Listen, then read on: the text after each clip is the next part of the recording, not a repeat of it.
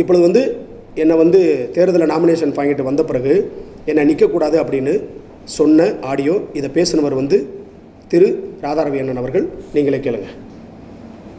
அண்ணே வணக்கம்ண்ணே.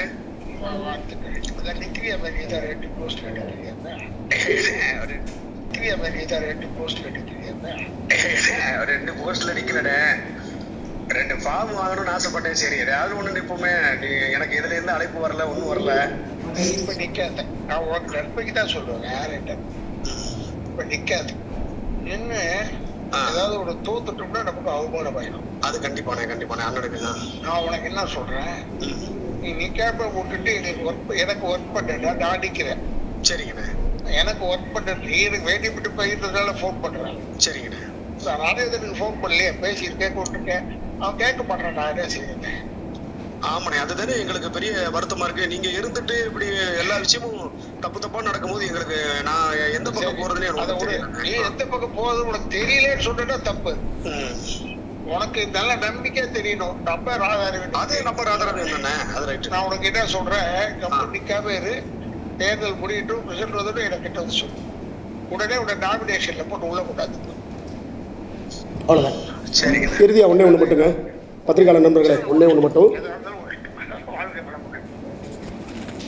நடந்து முடிந்த இசைக்கலைஞர் சங்கத்திலே பிஜேபியை சேர்ந்த தீனா அவர்கள் எப்படி எலெக்ஷனிலே தோல்வியுற்று தூக்கி வீசப்பட்டாரோ, எப்படி நடிகர் சங்கத்திலே ஊழல் முறைகேடுகளை செய்து நடிகர் சங்கத்தின் வாயிலாக திரு ராதாரவி அவர்கள் தூக்கி வீசப்பட்டாரோ, அதே போன்று நடக்கவிருக்கின்ற இந்த 2024-26 தேர்தலிலே ராதாரவி அவர்களும் அவர்களுடைய அணிகளும் டப்பிங் கலைஞர்களால் தூக்கி வீசப்படுவார்கள் என்பதனை எச்சரித்துக் கொள்கிறேன். இப்பொழுது ராதாரவி அவர்கள் என்ன சொல்கிறார், எதிரணியில் இருக்கக்கூடிய ராஜேந்திரன் அவர்கள் 40 வருஷமா என் கூட இருந்தாரு, எனக்கு துரோகம் பண்ணிட்டான், நான் எதிரியை தான் சந்திச்சிருக்கேன், துரோகிய முதல் முறையில் சந்திக்கிறேன். யார் துரோகி?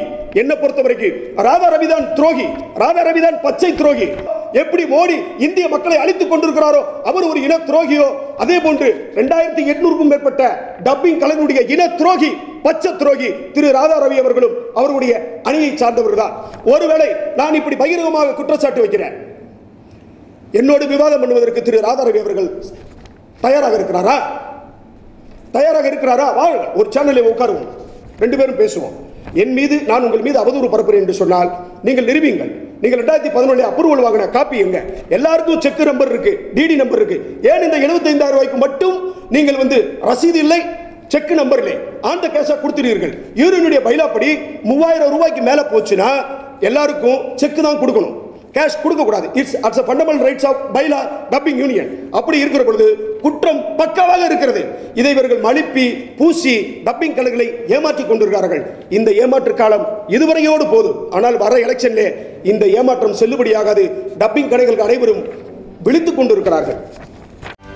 செய்திகளை உடனுக்குடனும் துல்லியமாகவும் தெரிந்து கொள்ள சப்ஸ்கிரைப் பண்ணுங்க.